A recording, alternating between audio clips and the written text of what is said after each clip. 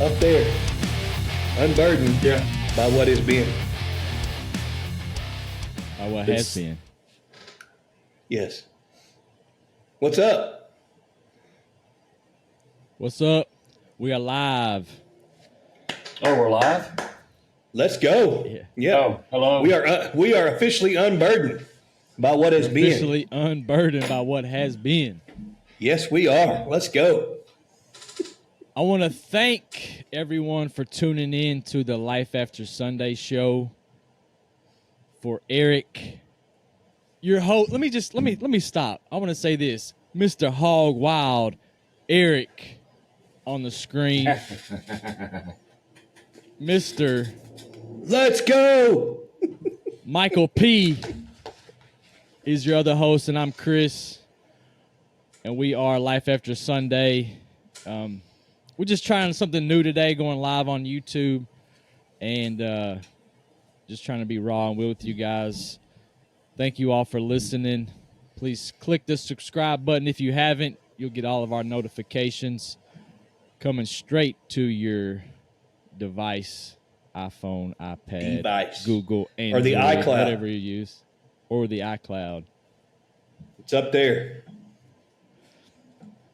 We are unburdened. I want to start off by saying, dude, I missed you guys, man.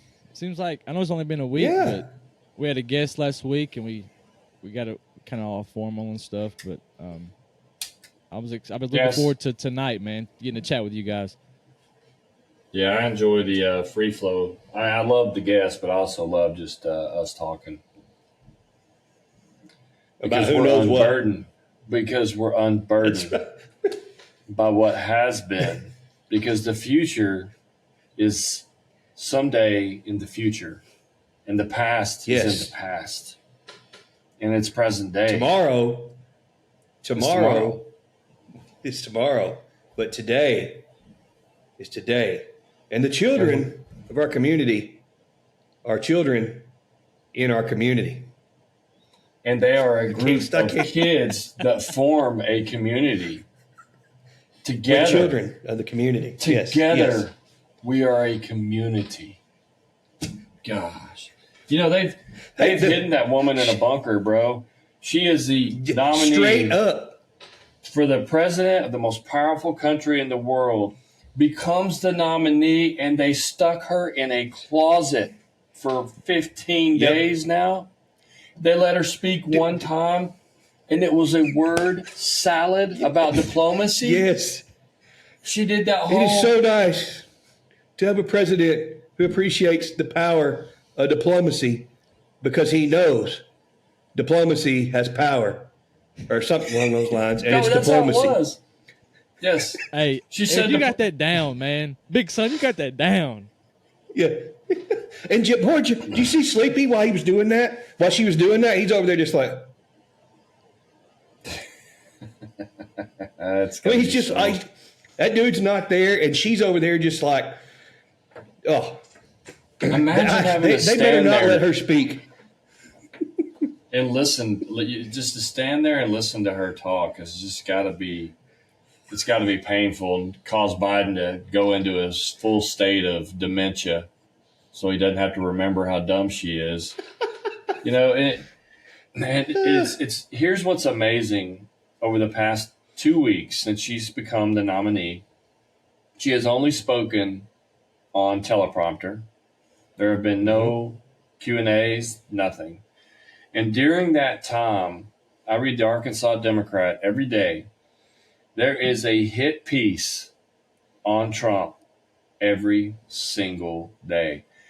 One of the headlines said, Trump consents to interview with the FBI in shooting probe. Now just break that down. You sent that to us, and that just blew my mind. He's the victim, and it's not a shooting probe. Like if you were an alien and landed here from Mars, and I said, "Here's our paper," and you read it, you'd be like, "Apparently Trump is in trouble. He's going to talk to the FBI about this shooting." We're like, "No, they're idiots." The newspapers. He was actually the one who was shot, and he didn't have to consent to the interview because he's the victim. Yes. You give consent whenever you're the accused person. I'm consenting.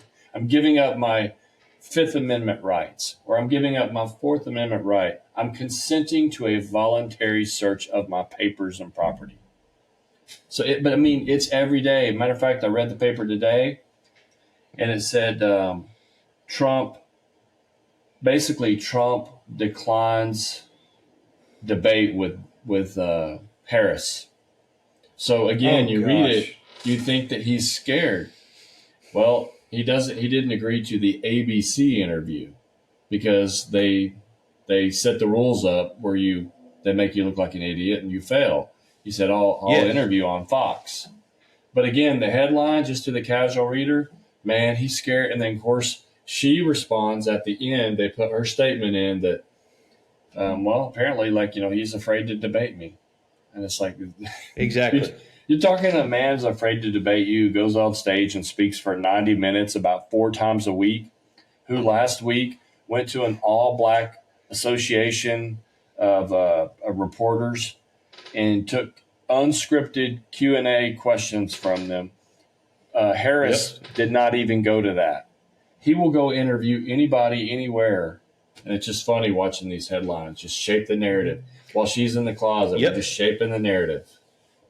Yep. And he's already been on CNN. He went on CNN to debate. Yes. He already went to the other side, so to speak. She won't come to Fox. Dude, they are not going to let that woman speak a word. I ain't coming to Fox. If we're on Fox News, no debate. Like, and if we're being honest, Fox is on the right. That's fine. But you find me a better set of moderators than Brett Baer and Martha McCallum. Yeah, they're sharp. They will ask Trump really tough questions. Even that last CNN debate was the best debate that they've ever put on. It was remotely fair, instead of just being a complete setup ambush. Yep. Hey, I want to ask y'all, did you have something, Chris? No, go ahead, man. I want to ask y'all something. I wanted to ask, I think I asked this on the text, and I'm curious, anybody listening, what is your least favorite month and why? Chris? Man, my least favorite month is August. Weather. I know my sister-in-law, if she's watching this, she's going to, beat me in the head because it's her birthday month. But, sorry, Crystal. But, man, it's just hot, man. You walk outside and you're, like, wearing a hot, wet towel wrapped around you. You can't get away from it. It's just kind of a dead zone, like football's cranking up, but it's not cranked up yet. It's just a dead zone, man. I don't like the weather. Too hot. You can't go outside. You can't go hike. You can't do. It's too dry. You can't float. You can't do nothing. Stay inside and play NCAA, I guess. But that's my least favorite month. Got that right. But it's. I'm going to add to this. It's coming up on my favorite time of the year, which is fall. From fall all the way through spring, man, that's my favorite, man. You got football, Christmas, the holidays, cool weather, outside fires, camping, backpacking. Let's go. Baseball in the late winter, early spring. That's my jam. What you, Eric? Easy, super easy for me. February. I despise the month of February, specifically the last 2 weeks of February, which takes 6 months. It's 62 below zero with a wind chill of minus 400. Every part of your body hurts because it's so cold. I stay angry. I'm depressed because it's cold. It's gross. It's nasty. There's no sports. The Hogs are trying to play baseball, and a pitcher's arms freeze, and as they come over the top to deliver, their arms freeze. Stop. Hey, there's Razorback basketball going on. Well, you know what I mean. Still. It's just I can't stand the cold. I hate the cold. Did I mention that I hate the cold? Hey, it doesn't get that cold in Arkansas, Sir Eric Duval. So Yes, it does. Shut up. no. Hey, we're hitting Hey, the passion if it's button over here with 55 Eric. Yes. If it's 55 and I hate sunny, cold weather. I'm good. I'm golden, baby. Perfect. So it's But it's never funny. 55 in February. It's funny because I'm kind of a mix with y'all. I have a serious debate. It's like, is it August or February? And I'm leaning toward August because I spend all day outside, and August is one of the months that drives you indoors. Like, I mean, it's just. That's I true. tried vacuuming the van yesterday and just completely got drenched. But then I go back to February and I'm like, pretty much once the Super Bowl's done, there's no sports.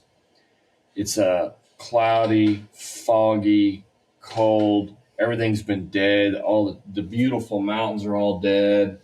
And it's kind of a depressing month. It's our least amount of sunlight time. So that's a tough one. But I think I'm leaning toward August. Because at least in February, I can go put a fire in the fire pit. It gets dark early. I can try to do something with it, but yeah, I despise August though, man. It's just, like you said, it's kind of a dead zone. All the creeks you drive over in North Arkansas, and instead of having that beautiful, clear, green water flowing, they're all just dead. The grass is dying. In August, there's no weather, hardly any weather, no thunderstorms. Grass is dying. The sunsets are pretty bland. In the fall, you get killer sunsets. Even in January, February, you'll get killer sunsets. So, I don't know. I think I might have to go with August. It just seems to me, I'll say this about February, and you make great points, Mike, that August does tend to suck sometimes because it does get super hot in Arkansas and humid and sticky and gross. But in February, it just seems like every day the high is 34 with a wind chill of 17, and the wind's blowing all the time, and it hurts your face, and it makes you cranky. I can't stand that. Like, we went to a baseball game. We went to opening day, and it was like 4 degrees with 35 mile an hour winds. That's not baseball weather. I want to. No, it's not. And it just seems like it takes forever. Like February just seems like it just drags on, and March just teases you a little bit early on, like, hey, it's gonna get nice today, and it's gonna drop back down. Yeah. So see, August is kind of like that. It's the longest, deadest month because you're getting excited for football. You're getting fired up and you're ready to go, and you just have to wait. You just have to keep waiting. So let's say for that's those dudes interesting.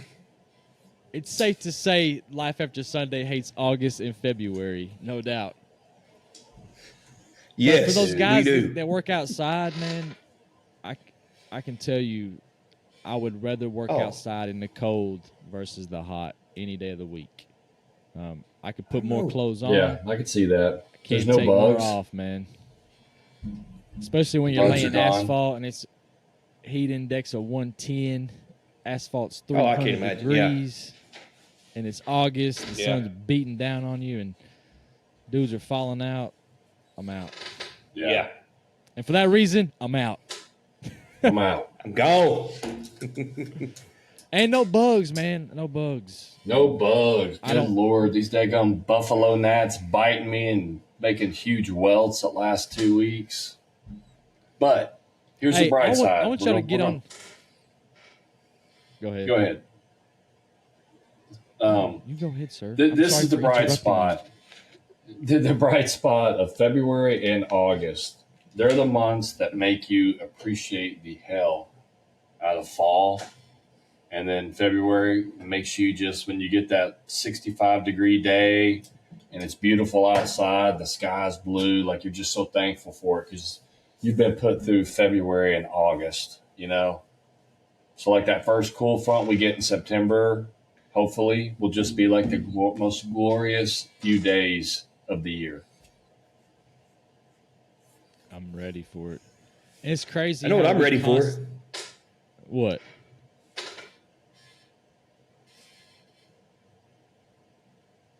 What you got there, buddy? Oh, the Hootens magazine, baby. Let's go. Football season is upon us. NFL preseason has already started, gentlemen. I saw that. What the crap, dude? Like the Hall of Fame game was last Thursday. I thought it was a mix-up in the guide or something when I was flipping through the channels. Like, what? I didn't even. It just snuck up on me. I know. Me too. I had to turn on. I didn't even realize NFL training camp had started when it started. I just was, like you said, I was watching ESPN or something, and they were showing some highlights, and I was like, what? Training camp's going? Yeah. This was probably 2 weeks ago. And then you had It's fall here, camp man. started last, was it Wednesday?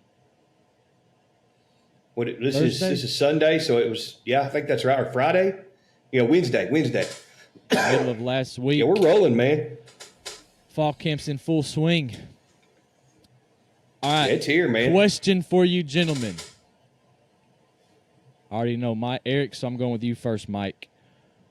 Give me, everybody knows if you've listened to this show long enough, we are diehard fans of the Arkansas Razorbacks. With all the ups and downs, all the heartbreak, through and through, we bleed Razorback red. So, Mike, first on the stand, talk to me about your predictions, what your expectations, your predictions from the Razorbacks this coming football season, please, kind sir. Let me see. I got to get the schedule here in front of me, so I can just tell you. I'll give you right now. That Oklahoma State's a loss. Auburn's a wash. A&M's a loss. Tennessee's a loss. LSU's a loss. There's 4. Texas is a loss. That's 5. And I'm going to continue to say we lose to Missouri until we finally beat them. And I'm sick of that game every year. We should win that game, and we find a way to lose it. So how many total games do we have? 12. We have an account, 12. So that'd get us to best case scenario for me is going to be a 7-win season, 5 losses. Best case scenario. Okay. Not crapping your pants against Mississippi State, Auburn, UAB, or something stupid like that. So I'm thinking 7-5. What's yours, Eric? I'm going. I've laid this out with my completely non-homer because I'm not a homer. That's not possible, bro. So I'm calling 8-4. So, and call me crazy. Go ahead, but I'm going 8-4. I'm drinking the Kool-Aid. I'm ready to get hurt again. Here we go. So UAPB, win. Okay. At Oklahoma State, this is where the Hogs tell everybody we're here. Arkansas goes on the road and beats Oklahoma State with me and Chris Boren in the stands in week 2, along with the Hogs by 90 crew. Arkansas stuns Oklahoma State in Stillwater. Comes home, UAB, Hogs are 3-0. Go on the road to Auburn, and I know I'm a homer straight up. I am, but man, I had a hard time picking against the Hogs here. I just don't know, but I'll go ahead and call Auburn a loss. Okay, so we're 3-1. A&M, we win. We're going to beat A&M in Arlington. 4-1. We're going to lose to Tennessee in a really good game. 4-2. LSU, him hauled around about this one too in Fayetteville. I'm going to give us a loss. Okay, at Mississippi State, that's a win. Ole Miss, a win. Texas, a loss. Hold on, sir. I hate to say Hold that. on, sir. Yeah. We got to go back to LSU, sir. Yes, sir. We play LSU good when we're bad. That's true. We always play them great. Always. We got them at home. Well, I agree. I absolutely agree. I'm just wondering. I'm just having trouble. I'm just shocked. I'm you trying to gave us not be a loss homer. I am. Well, I was too, but I'm trying not to be. I'm trying not to have us going 12-0. Okay. I'm trying to be.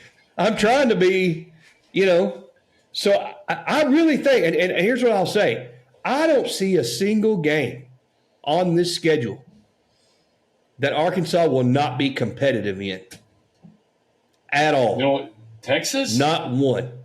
You don't think No, Texas is dude. going to blow us out? No, I mean, it's very rare. Even in like way back in the day, even when we weren't great and Texas was, it's very rare that Texas blows us out. It's rare. And so I just feel like, I feel like the Hogs will throw everything in the world at Texas that day, but I got us losing. So picking up from there, I have us beating La Tech and then beating Missouri to finish 8-4. And we're going to be bowling either in Jacksonville, Florida or Tampa, Florida. That's my prediction. Gator There you Bowl have it. or what used to be the Outback Bowl.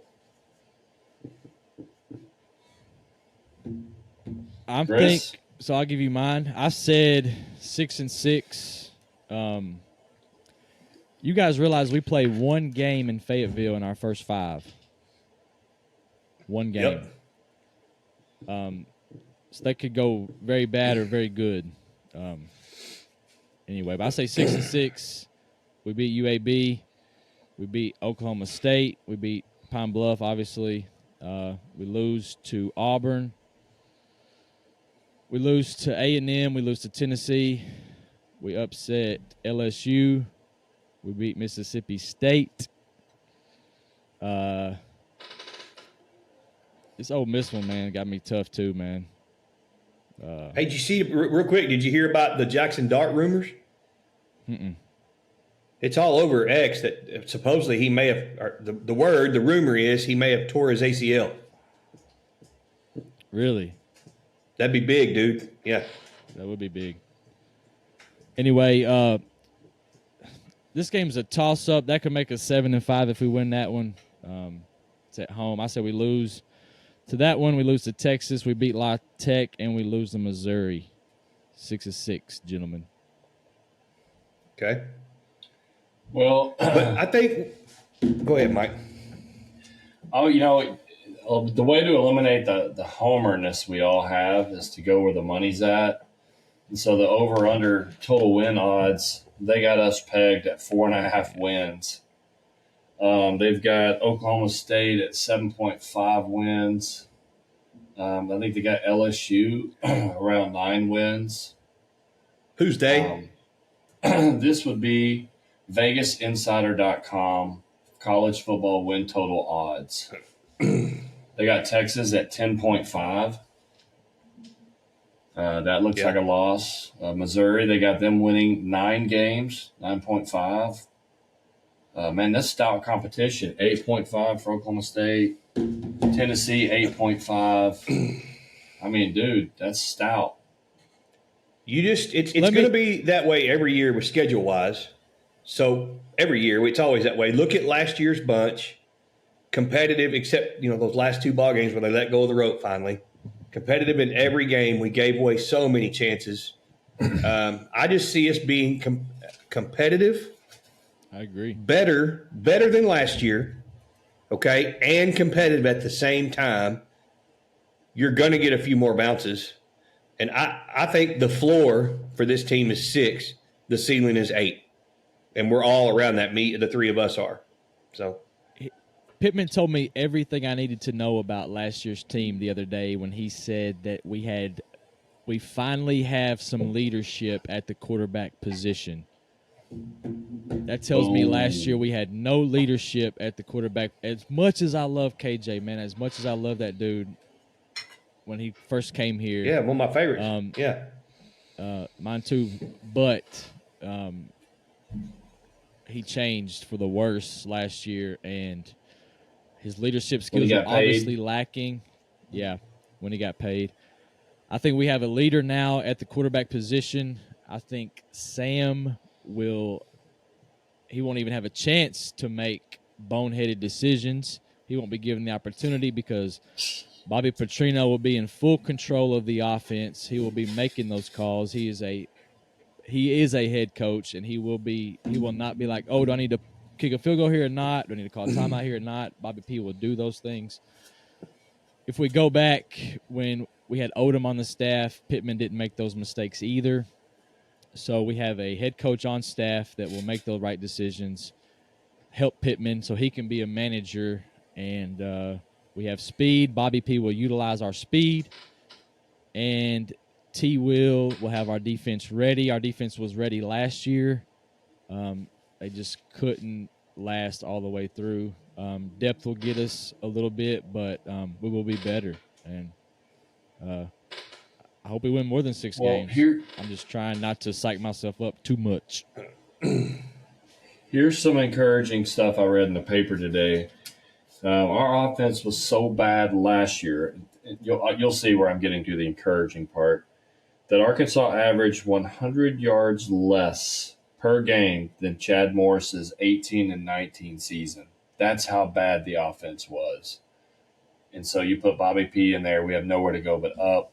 Sam is now knee deep on the O-line. He's got his protege or his little Padawan guy he's training there to teach the O-line, Mateos.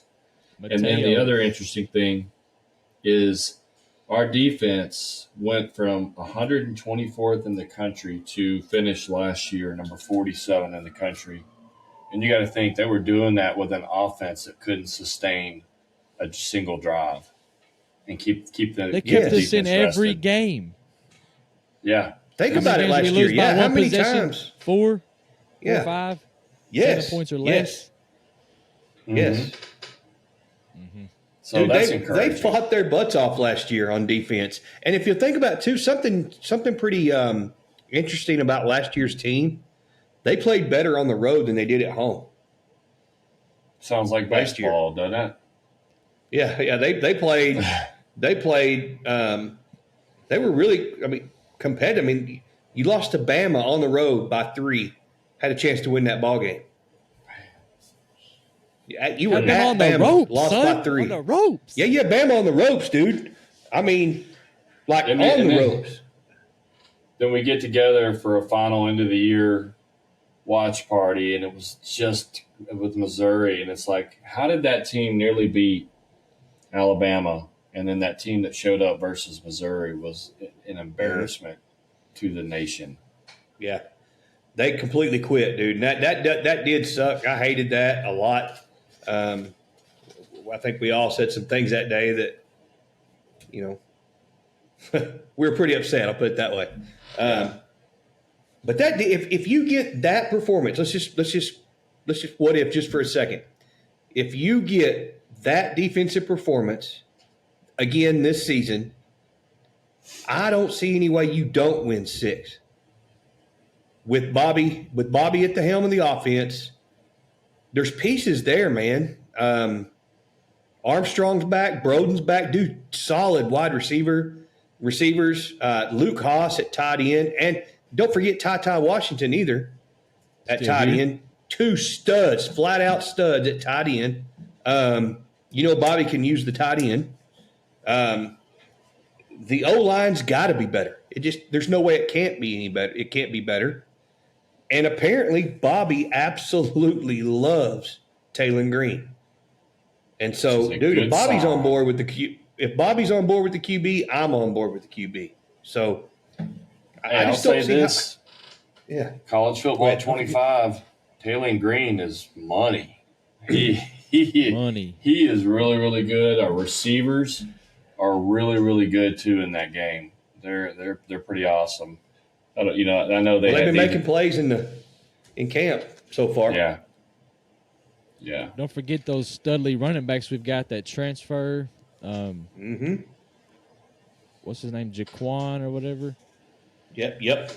The Utah kid, Utah transfer. Yeah, we got some big backs, good-looking backs. Braylon Russell's huge. Yeah. Don't forget, he's an Arkansas kid, and we overlook him.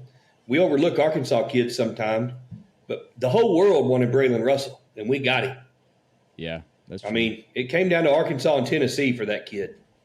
So, look out for him. And then like you said, Dominion, great little running back, catch the ball out of the backfield. There are pieces there, man. Yeah. So I'm excited, man. It's going to be here before you know it. Didn't y'all watch the? I was looking at. Go ahead. I was just going to say I was looking at. I was so real quick. I was just going to say I was looking at the old Hooten's book, and it's football season when you're at Walmart and you spend like 45 minutes standing in line.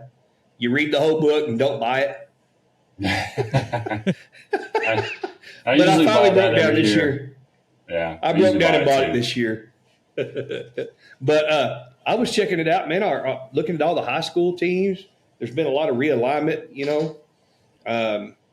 in high school football. A lot of all your private schools moved up a class again. That's going to be interesting. You got Pulaski Academy playing 7A football. Yeah, they're in Conway's conference. They need to be. Yeah, because they basically recruit.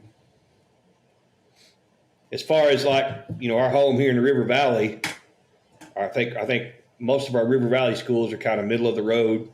Even Atkins, with all those returning students, all those returning, the whole line nearly comes back. And they got Atkins is picked to finish fourth. So that fourth would put you in the playoffs. I think Pottsville was picked to finish fourth. And fun fact about Pottsville, I was reading in the book, Pottsville was the only team in the state of Arkansas last year that finished with a winning record and didn't make the playoffs. That sucks. Wow. Yeah. But I think Dardanelle's like 3 or 4. Russellville's like 4 or 5. And I think, of course, Dover's picked to finish last, which breaks my heart. But anyway. Hey, we've been heavy on the Arkansas stuff. And so for our Texas listeners, I want to throw this in since we're just freestyling here. I trash Texas so much. And I raised my kids there. They went to high school there. So I kind of go overboard with trashing it. So I decided today I was do 4 things that are good about Texas. All right. So I'm going to brown nose my Texas people here, right out here in the open. Texas is full of great people. A lot of great people down there. You get paid well. You take any job that you do here, you go to Houston, you're probably going to double what you get paid. The lowest in blue-collar jobs there, like in the plants, and I don't say that in a derogatory manner. I just mean, you have no skills. You go to become a plant operator, you're making 6-figure. I mean, they get paid well. The healthcare is unbelievable. It's a little overwhelmed by, the immigration issues that happen. But their healthcare overall is pretty amazing, and they've got incredible history. If y'all, because being raised in Arkansas, I didn't really understand the whole Texas independence thing. When you actually get down and start reading about it, it's pretty amazing. So if you're ever bored, read about the when Texas was their own nation, how that came about. It's pretty fascinating. So that's for you, Texas people. I'm not hating on your state. It's a good state. Just not Arkansas. I'll just leave it at that. There you go, hard. Texas folks. It was hard. I was hard, man. Michael P. swallowed his pride and bragged on Texas. Mark the tape. We'll remember this forever. I went to Northwest Arkansas this weekend, and Chris, you were up there too. I hadn't been up there since I moved back, and that area is beautiful. Man, it's like they have all the stuff Houston has, restaurants, stuff to do, good places to, hang out, do stuff. And it was I just noticed how clean everything was. Everything was we stayed in the Rogers area, and it was just so clean. The trees, the rolling hills, and I was on tax-free weekend. They're like, oh my God, it's going to be so busy.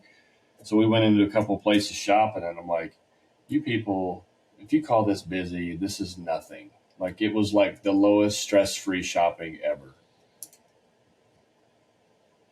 Yeah, I was really impressed at the number of people, and there was a lot of people, but it wasn't like make you angry. A lot of people, especially being tax-free weekend. We were up there school shopping, and There was some long lines in some stores, like at the Promenade and stuff, but it wasn't anything.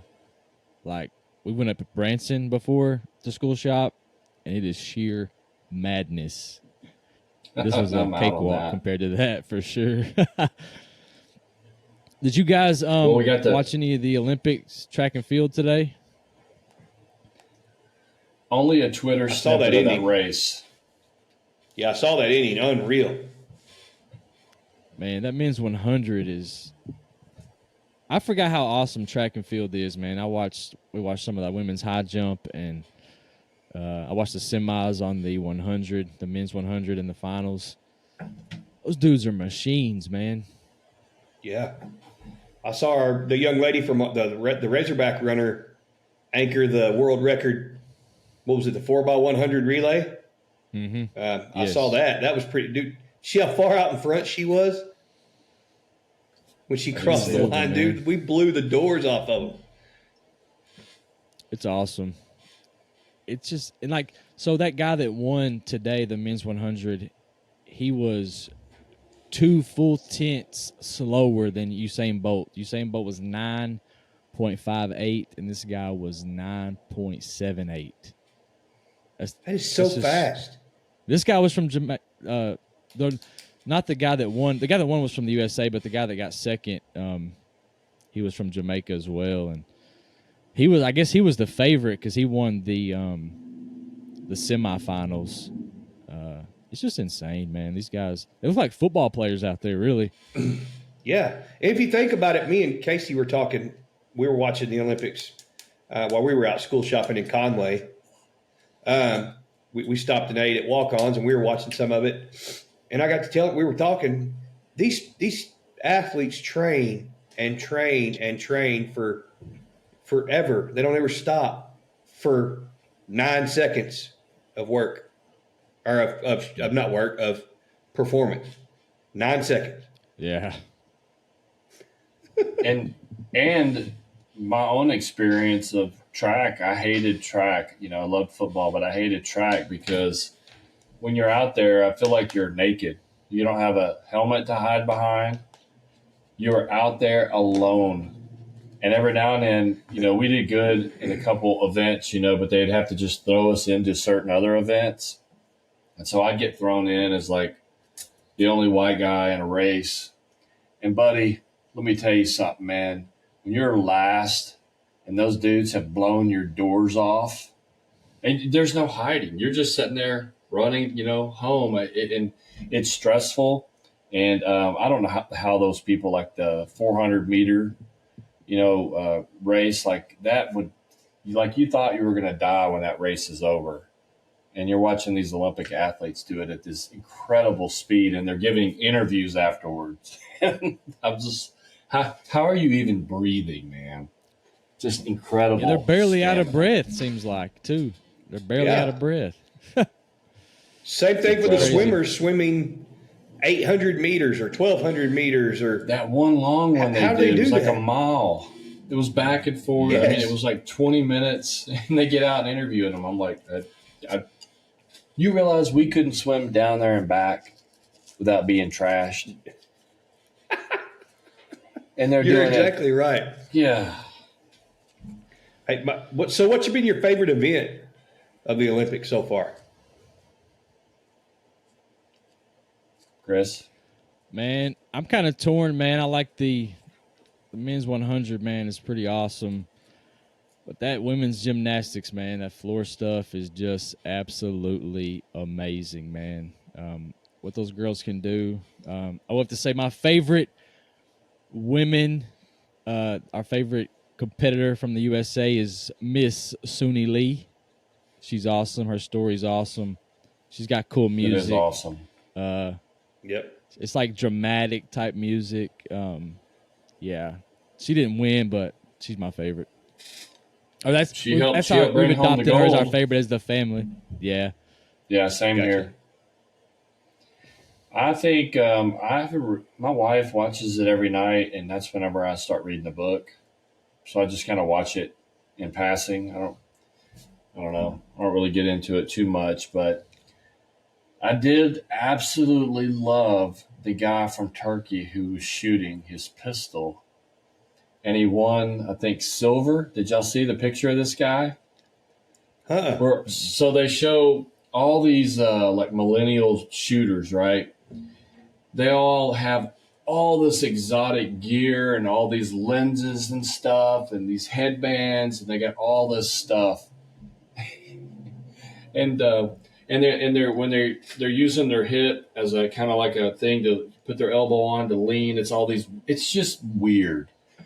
And this dude gets up with his glasses, just reading glasses on, stands there like this, points his gun at it, puts his other hand in his pocket, and nails silver like that. And when they came up to interview him, the only thing he said like a few other things, and he said, "And can you tell my ex-wife that I want my cat back?" I'm like, this dude, he needed a cigarette in his mouth and some gangster glasses, man. I mean, I'll have to share the photo with you that this dude, there's so many memes about it, like, millennials versus, 80s kids, and he's just standing up there with, he has no exotic sights on his gun, just plain Jane, dude, had his hand in his pocket. It was awesome, man. The other guy's got all these earmuffs. He's got in little yellow things you can't even see, in his ear, hearing protection. What'd you saying, Chris? He's still Dre playing in the background. Oh, listen. When y'all get off here, just look this guy up, and you will get a kick out of him, man. He's awesome. He's my spirit animal. Hey, Chris, why? You guys are right about the gymnastics. That's got to be the most fun. We watched some last night, and it's amazing what those young ladies were doing. Yeah, the muscles in their legs, man. They're just like, they're huge. And how athletic they are, and how hard they work, and you can see like the young lady from America last night. I forgot her name, the blonde girl who went after Simone. Mm-hmm. I can't think of her name, but anyway, she looked so mean when she first came out there. I was like, whoa, that girl's angry.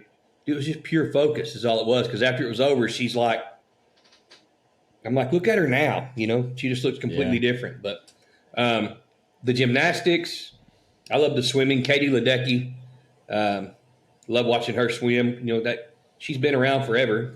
She burst on it 15 years old, and she's still going. That was fun. But some new stuff I watched this year for the first time and really, really enjoyed. Watching those little dudes do table tennis.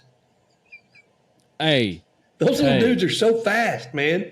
They get into it. They put that spin on the ball and all this crazy stuff, man.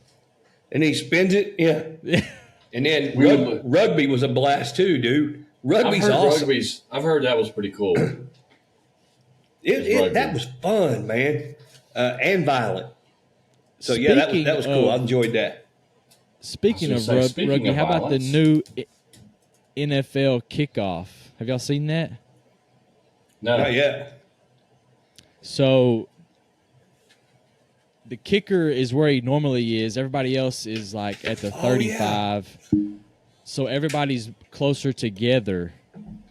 If you want to do an onside kick, you have to tell the ref prior so he can tell the other team. But it's almost like how they start a rugby match. So we'll see how it works. They did that in the XFL a few years ago. I think that's where that was invented, was the XFL. I think so. Yeah. Yeah. It's pretty cool, actually. Yeah. I think it'll bring a little bit of life back to the kickoff. And another new rule we didn't talk about was the 2-minute warning going to be in college. Yeah. FYI.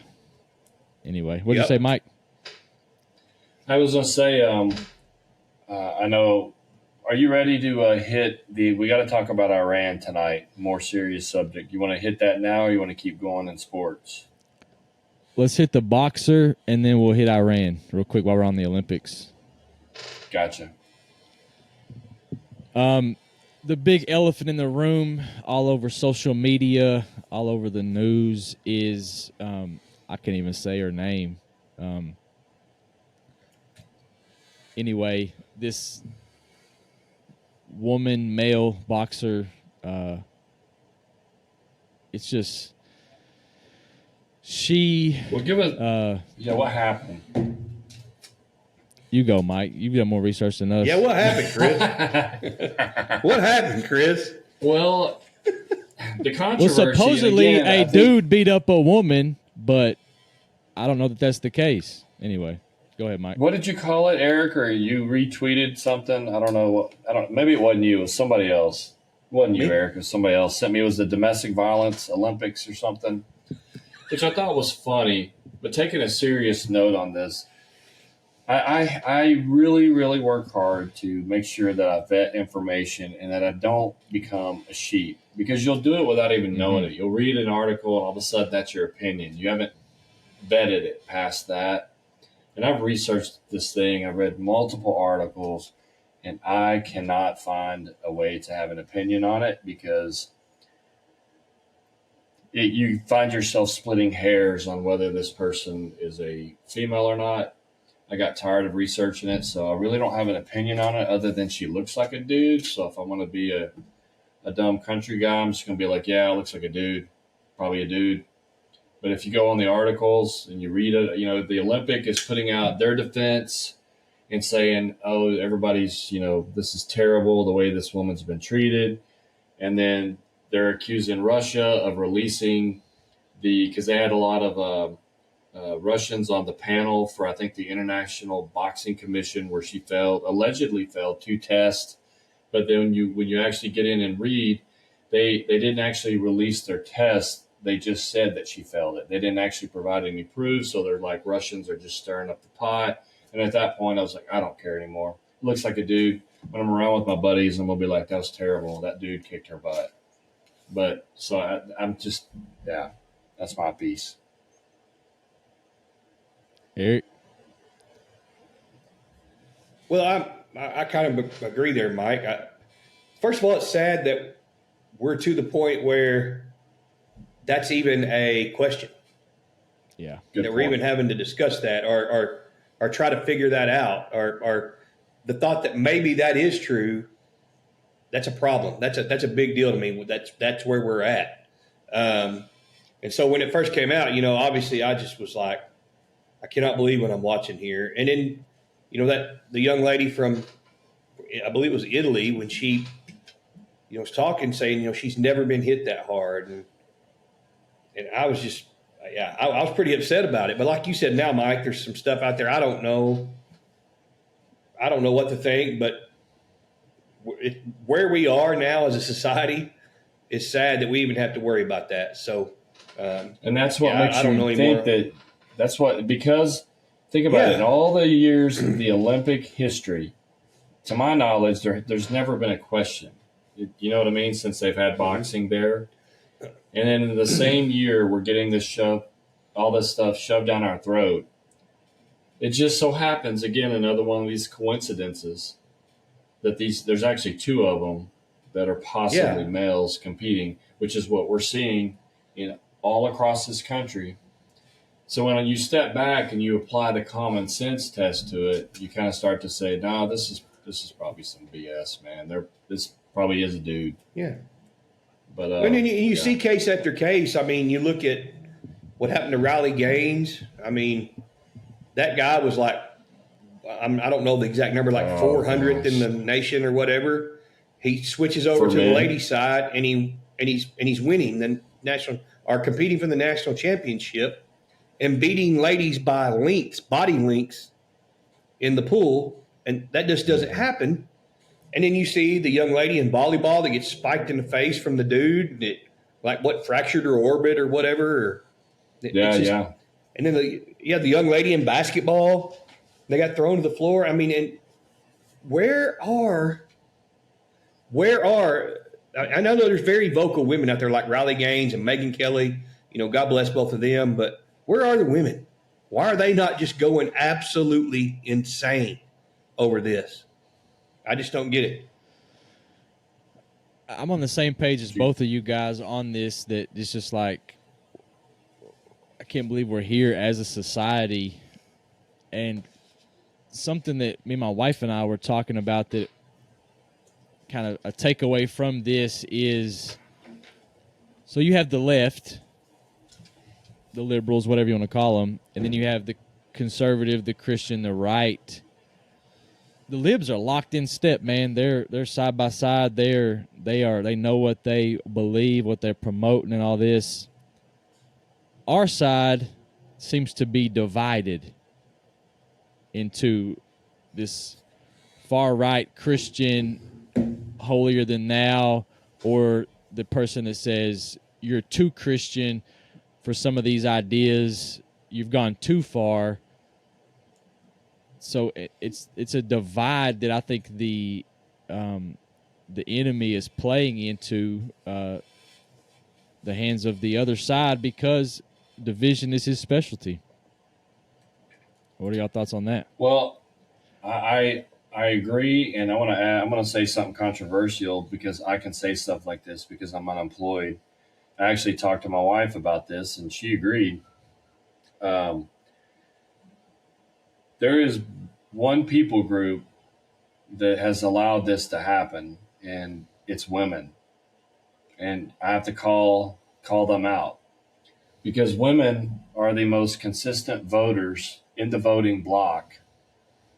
They are probably the second most powerful voting group.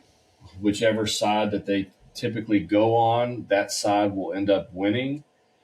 And so we've made all this progress with women and rights and everything, right? And then all of a sudden now, like right in front of our face, men are coming in and rewriting record books, taking over, being celebrated for being transgender and all this stuff. And the reason that this stuff is occurring, like in your schools, that it's happening in every form of government, everything we do, we're having to see this stuff. There is that the women voting bloc has put Biden, Obama, and if Harris wins this fall, it will be women. The woman vote will be the deciding factor, because men, it's been no question. I mean, it's for us, we just call it out, and it is what it is. They tend to dance around it, not call it out. And so as a voting bloc, it's a problem. And if we get Harris, it's because of them. And unfortunately, I think I was going to look up the percentage of married women today, or the percentage of single, unmarried, people without kids. That group is growing tremendously. And so typically, if you have a female who is unmarried and does not have kids, they typically will fall into the very liberal category. And I also said that, and I'm going to be even more controversial, because when you talk about abortion, there is one people group that is allowing abortion to be as successful as it's been, and it is women. They're not stopping it. They're voting in people in power who are enacting these policies. And so we just have to call a spade is what it is, man. You can't deny the statistics. It's all there for anybody. Anybody can look this stuff up. Y'all don't have to touch it with a 10-foot pole because you still got jobs. I'm touching it because I'm going. I disagree with you. Good. That makes for good content. Here's good content. So you go back to Adam and Eve. Who sinned out of Adam and Eve? Adam or Eve? The woman or the man? The woman. The woman sinned. So is it her fault that the world is the way it is? If they put Kamala Harris in office, the answer is yes. No, I'm just messing with you. No, seriously, man. Is it her fault that she fell to the enemy, she fell to temptation? So would you say it was her fault of what the world has fallen? We live under a cursed world, all that. Is that why? Because she did what she did? That's why? But is it her fault? Do we blame Eve? That's my question. Okay, because it makes for good information. I'm not gonna ride the fence. I'm gonna say yes. And I know you're gonna tell me I'm wrong, Okay. but I'm gonna say yes. Okay. We don't. You have to blame Adam in this sense because he wasn't doing his job as a man to tend to his home, to tend to his garden. God said, "I put you in control of this," and he didn't do his job. That's Fast fair. forward back to today, are men doing their job? Minus the single women, but take it back to say when there wasn't as many single women. The enemy is trying to take out the man and in turn destroy the family. And then what are these women doing? Exactly what you said, Mike. But it's our job as a man to be the leader of your home and to say, hey, this is how we're going to vote and this is how our household is going to be operated. So In all that's just it. fairness, That's what the Bible says. So in all I blame the men. fairness, conservative Christian married women are voting against these terrible things. It's typically going to be the single, unmarried, and because you think about it, how do kids change your heart? You go from being a selfish human being to having to care for someone else more than yourself when you have kids, and that's another thing. Kamala doesn't have any kids, and um, I think that is an essential part of being a human. And those who don't have kids, that's fine if you choose that, or you just for some reason it doesn't happen, which is a terrible circumstance. But their kids are who change. They change our hearts and make us better humans. But until that voting block, and you're right, Chris, we are definitely to blame.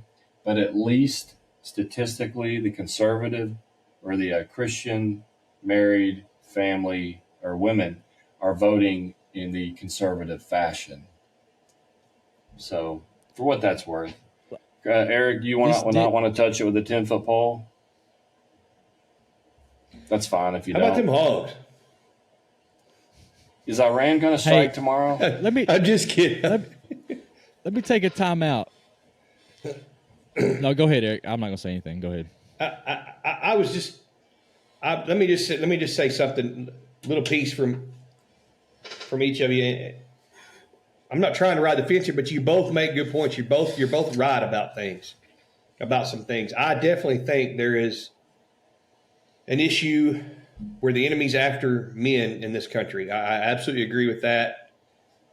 I don't necessarily think I have to tell my wife who to vote for. Like, this is who we're going to. I don't think I necessarily have to do that. I mean, there are lots and lots of strong, capable, just amazing women out there who don't need me to tell them what to do. But at the same time, a lot of what you're seeing with some of the terrible things that are going on with killing all these babies and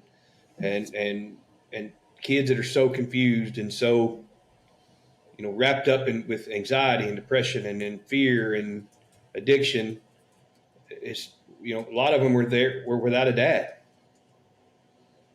So the man wasn't there. So it is kind of the guy's fault, Chris. You're right, but I don't necessarily think I have to tell my wife how to vote, so to speak. But you making it sound like I'm like cracking a whip. I'm just saying it's our no. job That's not what as men to lead our home.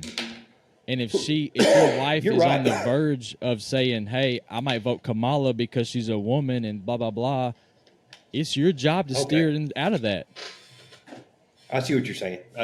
You're right. You're right. Yeah.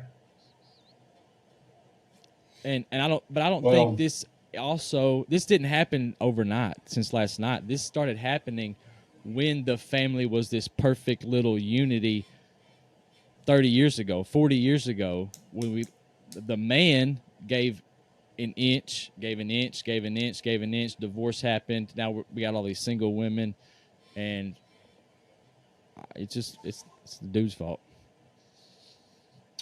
Well, and that is a very biblical position. And my wife has actually said the same thing that you said, Chris. Very valid points.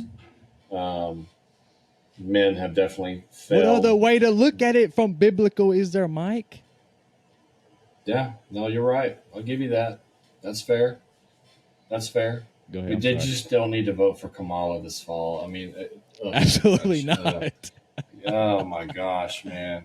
But Trump's, here's what's amazing. We have friends who are conservative We got him too. Christians, and they will say, he, I don't like the way he treated women, in his life.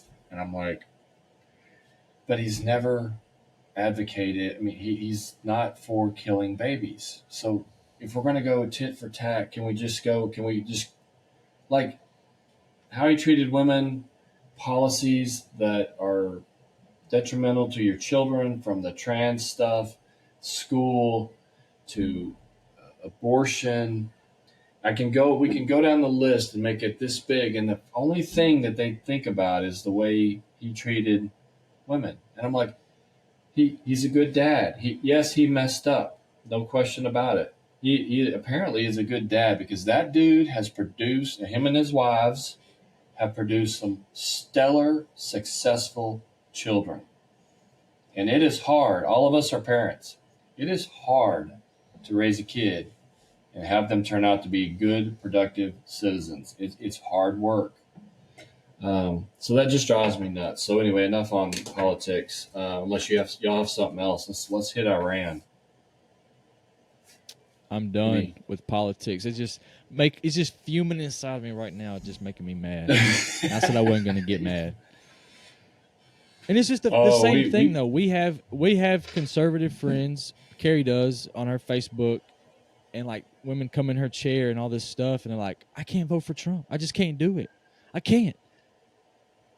And I'm like, I want to say, how can you be for killing babies and be a Christian? But then that you're like, you're holier than thou. No, I'm not. I'm just saying, how can you be for killing babies? Bottom line, if you don't vote for anything else, how can you be for killing babies and say I'm a Christian? Yeah, it's it. They cannot exist in the same sphere. But we can go on that. We can touch this. Yeah, that we can. It's endless in the possibilities of disgusting values and morals. So yeah, let's switch to Iran. Moving on so to have y'all been following it? Wars, rumors of wars. In the end times, they said there will be birthing pains. Well, we're gonna have some, I think, this week. This apparently, week. they have. Yeah, they have these. People don't realize in these wars that aren't full scale hot wars. They're just going. Israel's hitting Iranian proxies. The proxies for Iran are hitting Israel. Well, there's kind of these red lines built in. And Israel, at this point, I think feels completely threatened and has crossed what Iran views as red lines. They executed, I believe it was Hamas political leader in Tehran. And the rumor is they used a 15-pound explosive. They either used a drone to get him in the apartment, or they placed an explosive that was there for weeks before this guy ever stayed there, and took him out in the capital of Iran, which I think is so amazing. And then they even did an execution, or an assassination, Israel did in the past couple of years, where they had a remote controlled machine gun on the back of a truck. And the truck was disguised to look like, just an ordinary truck in Iran. And they had it set so when the car came by, it was a high powered machine gun. This remote control machine gun assassinated the guy, and then they detonated explosives to get rid. So the whole truck and everything and all the evidence was gone with it. Pretty fascinating stuff. And then they also eliminated the Hezbollah leader. They've been executing the top guys of Hezbollah and Hamas.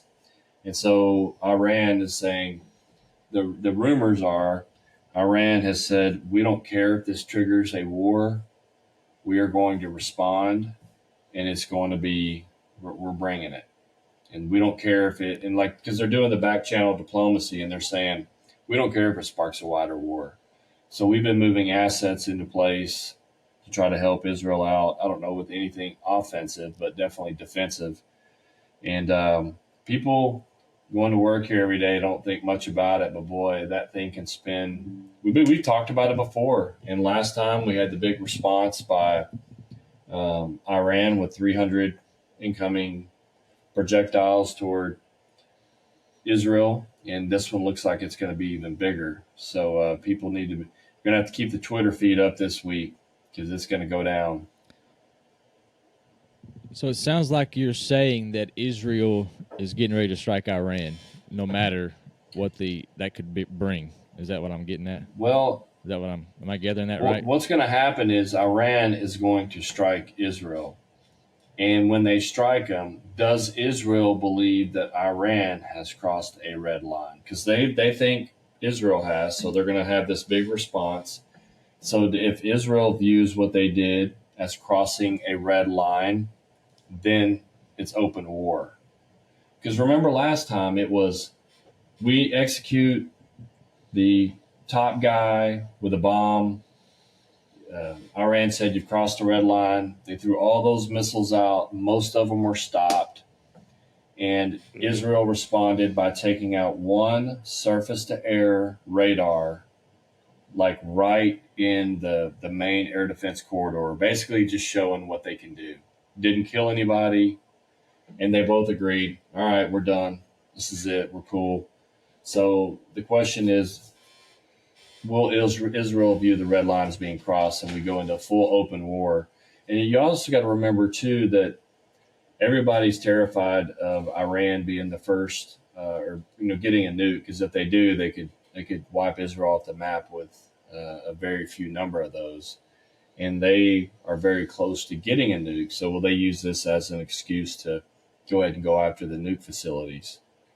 So it could spiral pretty quick, man. Mike, what happened at I saw a little bit of it in the news, but something at the soccer field where some children were killed. Who did that? That would have been, I believe that it's either Hezbollah. I think it was Hezbollah sending in rockets from Lebanon. Yeah. And again, the news, like they do Trump, I read the paper every day. It's ridiculous. You'll see, man, it's so bad. That school children, so they hit the soccer field, killing kids, and then when Israel struck back, they put it on the front page in headlines: Israel kills civilians, and I had to turn like 6 pages back to get to the soccer field discussion. So it's every day. It's every day, man. I just saw this here. I saw that exact headline in passing yesterday in a gas station the other day. I think I texted y'all about it, but I was like, if I didn't know any better, I would have thought Israel struck them out of the blue because of that headline. Yes. And I know there was some coverage of it, but why is that not a bigger story? That someone killed a bunch of kids. I mean, because the narrative of the world, the narrative of the world is always set before the event happens. And it's always with Israel. They can get hit, and when they hit back, they just get destroyed in the media nonstop. And I can't say why that is. I just know that is what happens. And if you look at the massacre that occurred, proportionally to the United States, I think it'd be like 40,000 dead in a terrorist attack. We've talked about that before. If you take the number of people killed to the population, compare that to the U.S., that'd be like us. I think did we lose 3,000 on 9/11? Yeah. 15. Yeah. Yeah. So imagine we lost 40,000. So we lost, if my numbers are right, 3,000, and we were in 3 different wars over 20 years. Imagine what we'd do if we lost 40 grand. So. Wow. But I just saw this Laura Loomer on Twitter. She likes to break a lot of stuff early. Pretty decent reporter.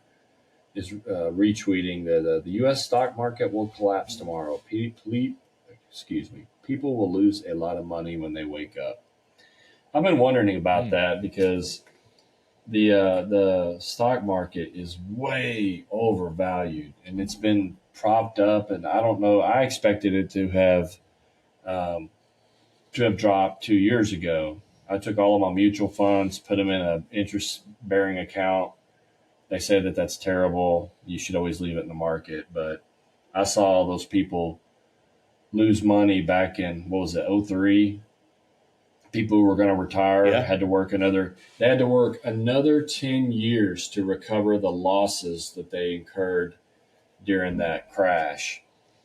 And I didn't want to be one of those people. So mine hasn't been making a lot of money, but it's in interest-bearing accounts, so it's safe.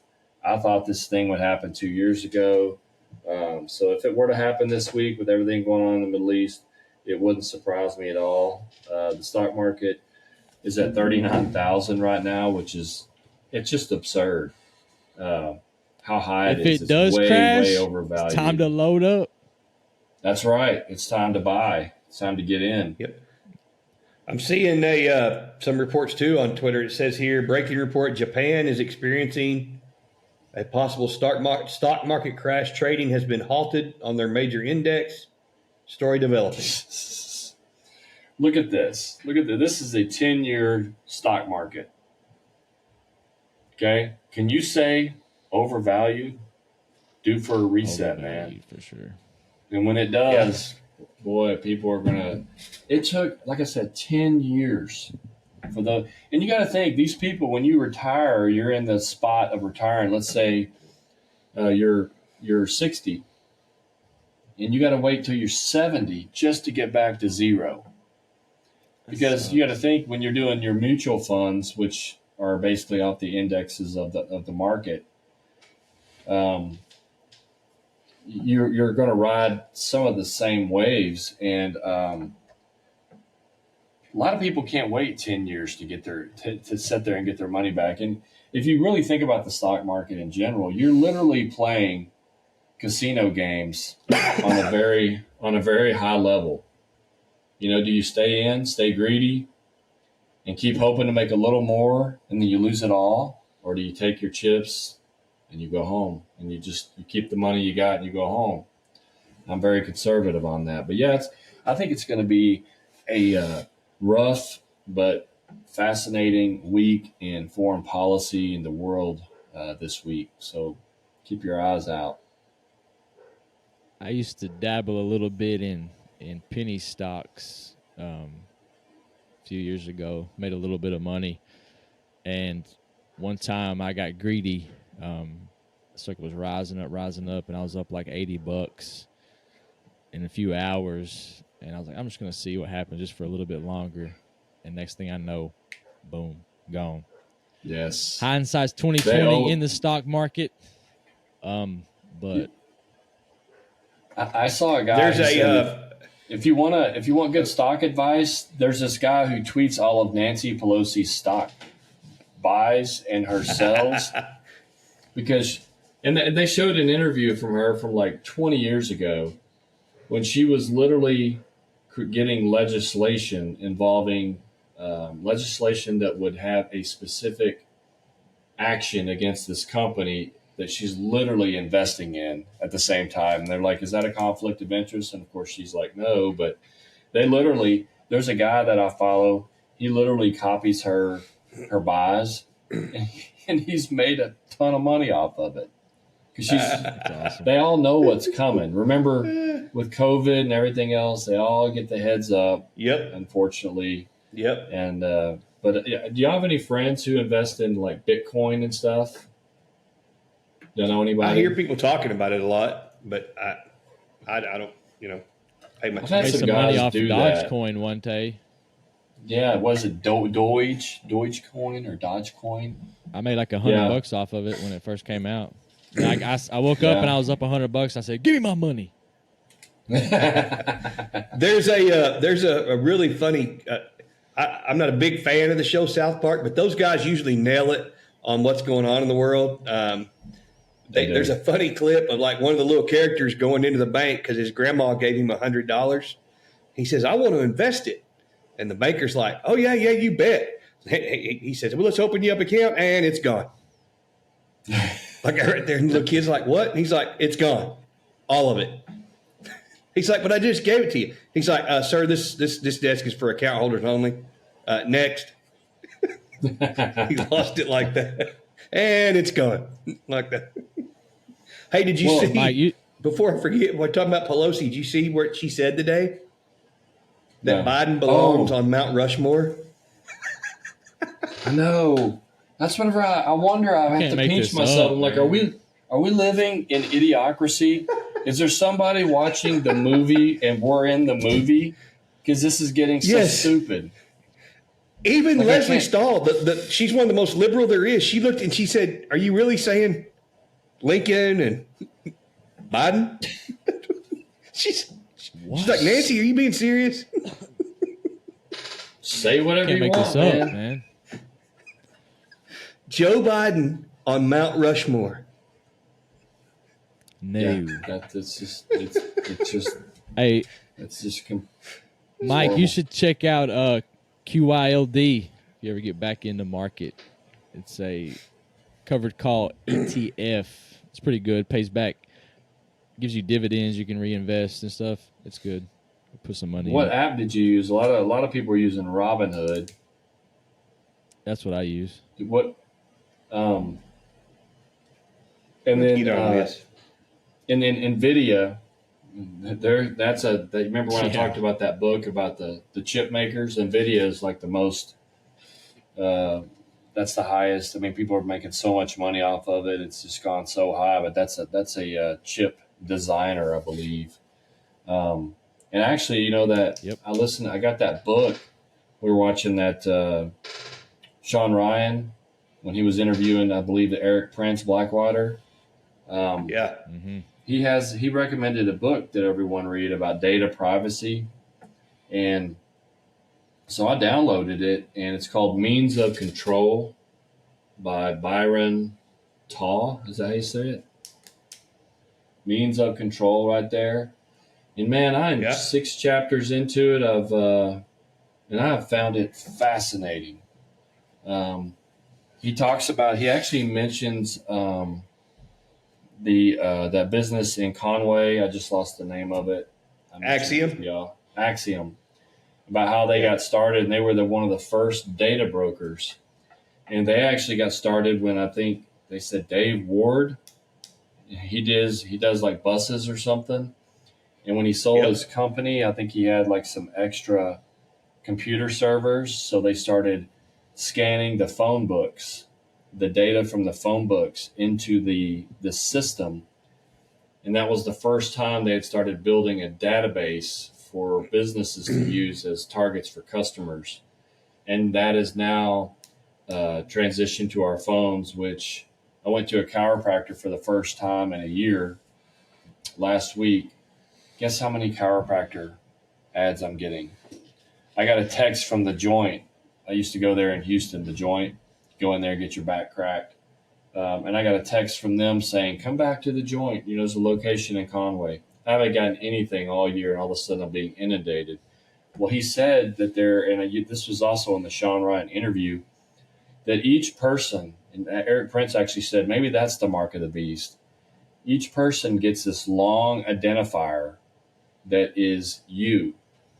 And everything, even if you change names or you do something that could throw the system off, it's kind of the same thing we had in law enforcement, where like you have a master index where if the person changes their name or the way they look, when you're entering their information like into the system, it'll say, out of these 4 people, which one do you think this is? Can you confirm? And when you do, you're making sure that as they change, that all that information stays under that master name, right?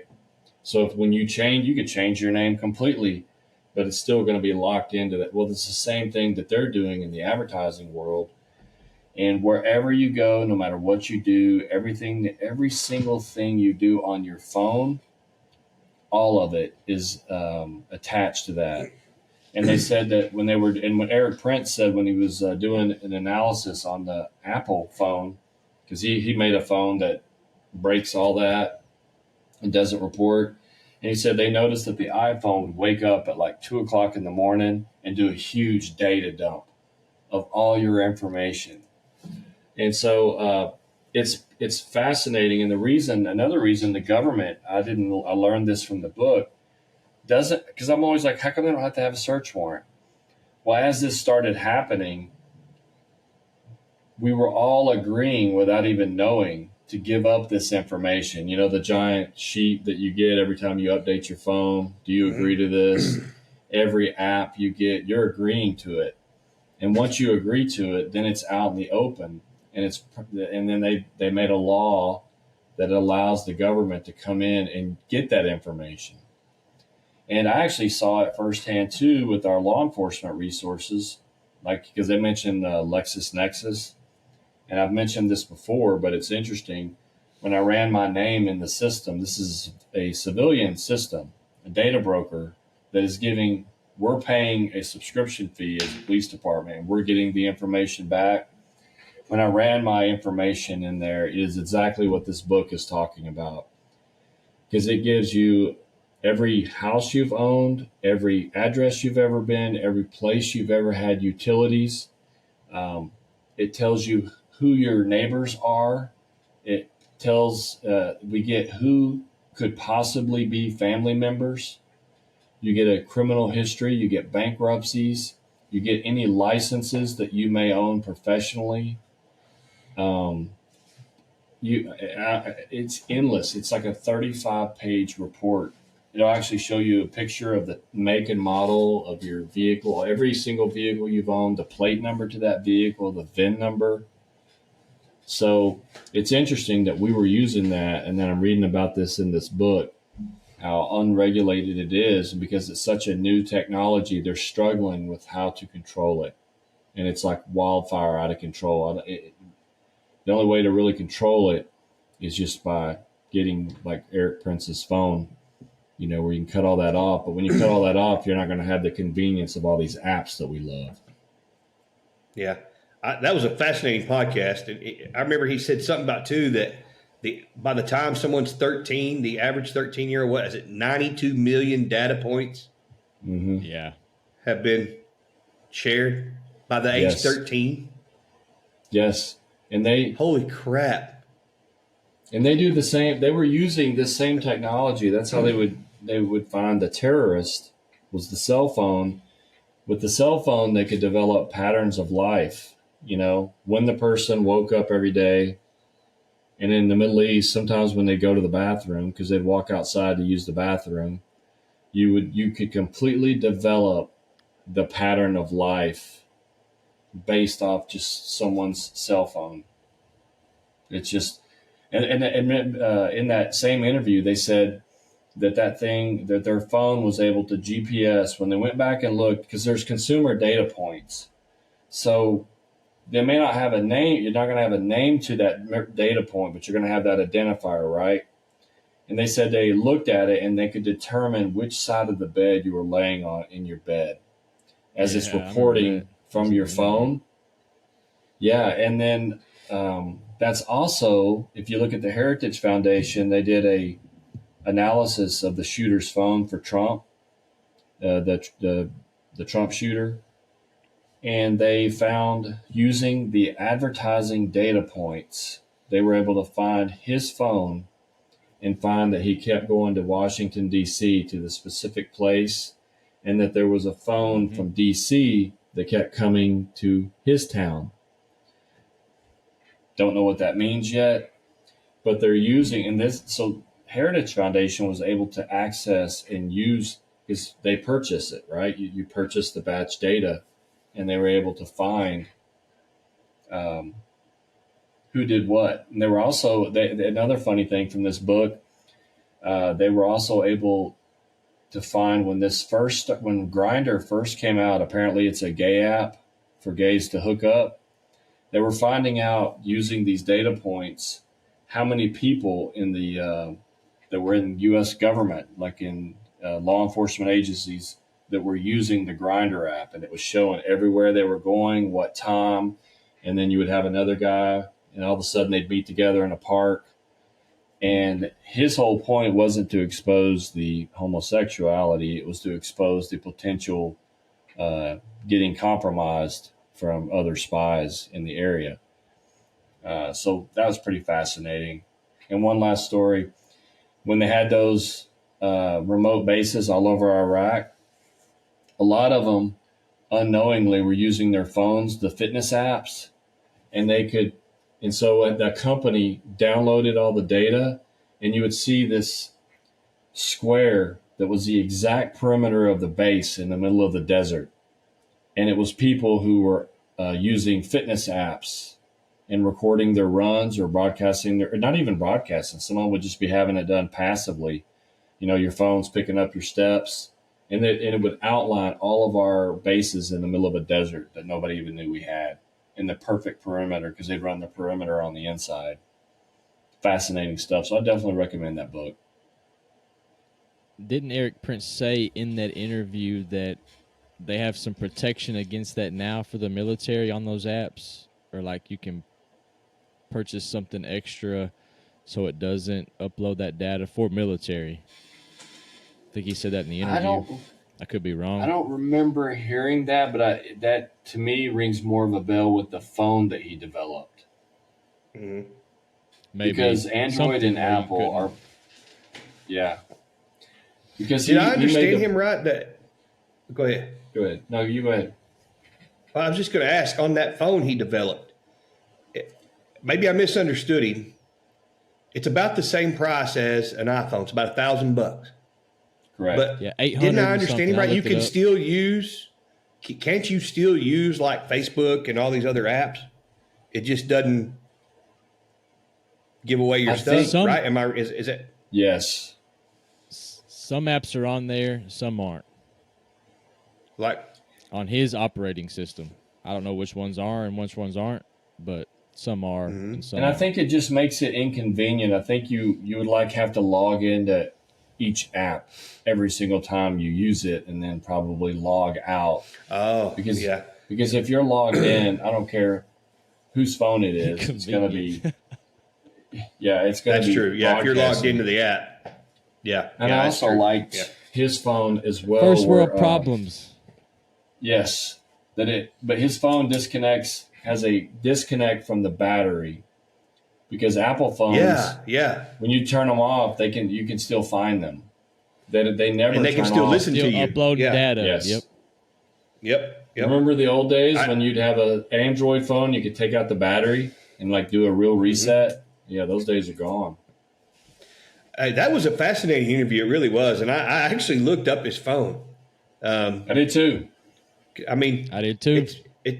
It's very interesting, and makes you think, makes you take a look, It's no different in price than an iPhone. The iOS is fixing to get even worse with this integrated AI that you cannot take off. So do not or update your phone at your own risk, I guess. Not that they're already not getting your data, but this is probably going to track keystrokes and everything. Yeah, your phone will begin to anticipate. If I were to get on Twitter every morning when I wake up at 6:30, like your phone will learn and anticipate what you're doing and give that to you and make it easier for you to operate your phone. That's what they say. But the thing is, I haven't gotten to the point. I do care, and it bugs me that they have all this, but at the same time, it's just too convenient. And that's the terrible situation that we're in. It's just too easy. I've tried turning off the Google Maps tracking where I park my car. and all that great information you get in Google Maps. I turned it off and wouldn't let it track anything. And then one time when I was driving, I needed to get to work or home or something because I was trying to avoid traffic. And instead of just hitting the home button, I had to type in manually the address. And I was like, it's just too much of a pain, man. I just want to be able to hit home. So I'm guilty of partaking in this crack known as the phone, and letting it know everything about me, like that I got my back cracked last week at a chiropractor. Stupid. It's a crazy world we live in. It really is. And it's just ironic, man, that I'll just real quick back on the Israel-Iran thing, all these wars and stuff, everything we're talking about. We're on the cusp of, for those that don't know, Rosh Hashanah, which is a fall Jewish feast. God don't operate in our time. He operates in their time. Everything over in the Middle East. That's where the tribulation is going to be. That's where everything's going to be. If you want to know what's happening, look at the Middle East. It's not about America or anywhere else. It's about the Middle East, about Israel, really, not just the Middle East. But, Rosh Hashanah is a Jewish feast that it's basically all the Jews come to the Western Wall, they pray, and every so often, no one knows, they blow 100 shofars. And the last shofar, when the feast is over, no one knows the time that the shofar is going to blow. Sounds kind of familiar, right? Kind of like the rapture. It does. No one knows the day or the hour. All the feasts, the Jewish feasts, have already been fulfilled. Like Passover was filled with the resurrection, that kind of thing. I'm not going to go into all that. But I always consider, I believe the rapture was going to happen around Rosh Hashanah, which comes up this year on October 2nd through the 4th. So it's always just kind of a high watch day for the rapture for me. And it's just kind of ironic that all this stuff is transpiring right now with Israel and all that. It may mean nothing. It may mean everything. I don't know. I'm not date setting, but these fall feasts must be fulfilled, and they have not been fulfilled yet. Well, it's about to get hot over there. And we have an election coming up, too, and that just makes it bad.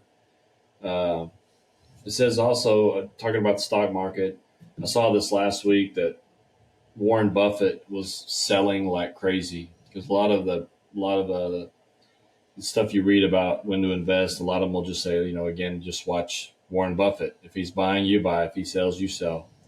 And then I just, from what Eric said, it just did a quick news search, and it said Dow Jones futures fall amid NVIDIA chip report, Warren Buffett's Apple sale.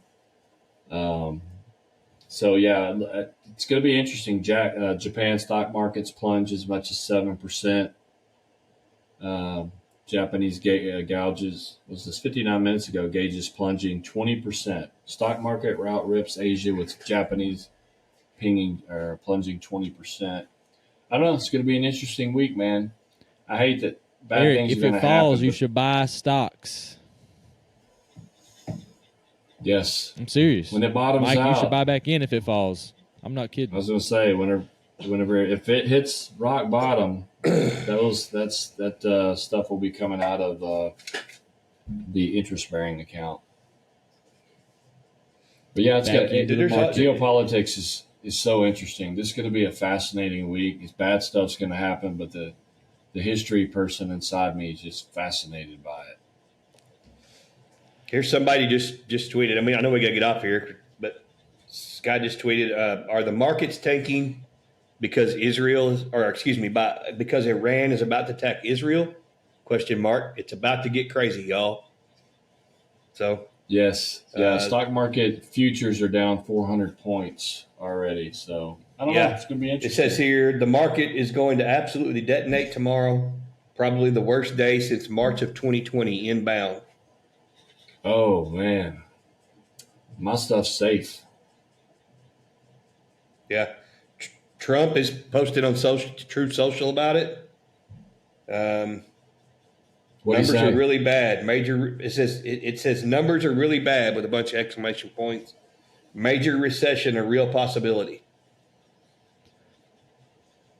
Yep. This We do this not house live in of fear. cards. No. it's That's about to right, come yeah. down. Yeah. Anyway, Well, thanks everyone for listening. Keep your eyes on Jesus, not of this world. Don't live in fear. Don't let this stuff consume you. Get off Facebook if you're addicted. Keep fighting a good fight. We love y'all. Have a great week. hey, let's go. Thank you for listening to the Life After Sunday podcast. We hope you enjoyed it. Please give us a like and a comment, and go follow us on Facebook, YouTube, and Rumble. And as always, keep fighting the good fight.